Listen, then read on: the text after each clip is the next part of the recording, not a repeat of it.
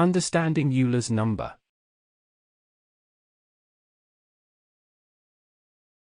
We briefly mentioned Euler's number E in the previous tutorials of this chapter.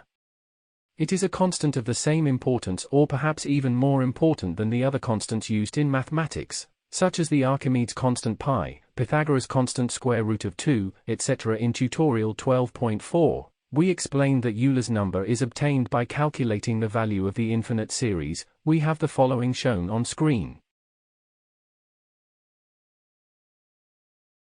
Known as the Euler series, E. Thus, we have the following shown on screen. Calculating the value of this series through any of the methods explained in tutorial 12.4 yields, we have the following shown on screen.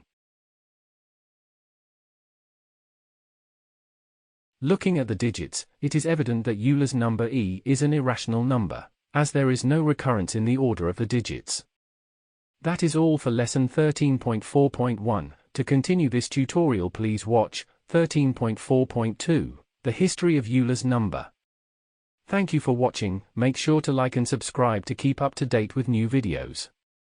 For more information, calculators, and tutorials, please visit www.icalculator.com.